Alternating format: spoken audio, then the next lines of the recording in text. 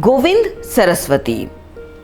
गोविंद सरस्वती जी यूं तो संगीत की दुनिया से जुड़े हुए हैं, लेकिन संगीत की दुनिया की भी कई ऐसी छुपी हुई सच्चाइयाँ होती हैं जो दूसरों के लिए सबक का काम करती हैं।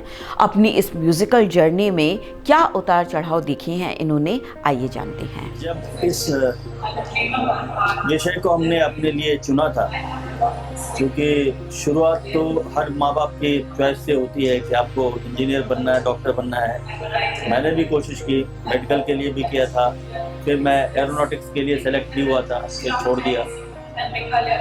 लेकिन इस तरह मेरी अभिरुचि बचपन से थी तो मैं इधर आ गया।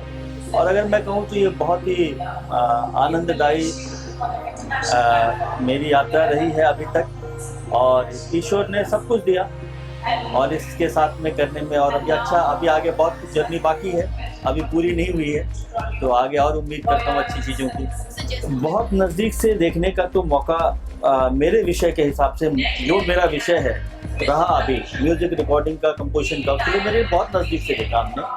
और इंडस्ट्री में सबके साथ भगवान ने काम करने का मौका दिया, छोटे सिंगर से लेके बड़े सिंगर तक। चुनौतियां तो हर जगह हैं, क्योंकि आपको हर विषय में उसके कॉम्पिटिशन्स हैं। वो प्रोफेशनलिज्म है कि आप उसमें कैसे अपने आप को एडजस्ट कर पाते हैं, आपको काम मिलना, फिर उस आर्टिस्ट के साथ आपको निभना। आप कुछ सोचते हैं, आर्टिस्ट कुछ सोचता है, तो आर्टिस्ट के हिसाब से आपको काम करना, फिर कंपनी के हिसाब से काम करना, फिर वो चीज़ें कंपनी को भी पसंद आए, आर्टिस्ट को भी पसंद आए। तो ये सब चुनौतियाँ रहती हैं रिकॉर्डिंग में। बहुत सारी और छोटी छोटी समस्याएं होती हैं, किसी का बजट की परेशानी होती है, कहीं कुछ होती है। ये सब स्वाभाविक और व्यवहारिक जो है समस्याएं हैं। बाकी बहुत आनंददायी जर्नी है। अगर हम 60s का म्यूजिक सुनते हैं तो हमारे दादाजी वगैरह को जो संगीत पसंद था, उनको हमारे समय का संगीत पसंद नहीं आता था। फिर एक गैप आया, फिर एक गैप आया, फिर एक गैप आया। तो हम उसकी आलोचना नहीं कर सकते, लेकिन ये बात है कि संगीत जो साधना के तहत जो संगीत की पहले लोग जिनका परसेप्शन था, वो आज के समय में ये होगा कि साधना के बिना, ज्ञान के बिना भी आप संगीत कर सकते हैं, क्योंकि टेक्नोलॉजी इतनी एडवांस हो चुकी है। पहले ऐसा नहीं था, पहले आपको प्रूव करना पड़ता था। आपको गाना है तो गाना आना चाहिए, अगर आपको बजाना है तो आपको बजाना आना चाहिए। ये डिफरेंस है आज के समय में। ऑनेस्टली अगर पूछिए मुझसे, तो एक पक्ष मैं इसका अच्छा मानता हूँ, दूसरा पक्ष मैं इसका मैं नेगेटिव नहीं हूँ।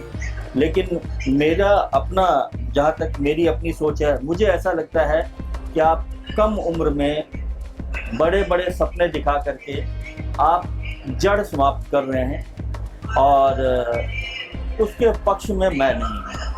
मेरी तो यही अपनी अवधारणा है। मेहनत चाहिए, बिना मेहनत को के आपको कभी भी कामयाबी नहीं मिलती है। निरंतर मेहनत चाहिए, विषय की जानकारी चाहिए, अच्छे शिक्षक से आपको उसकी जानकारी लेनी चाहिए।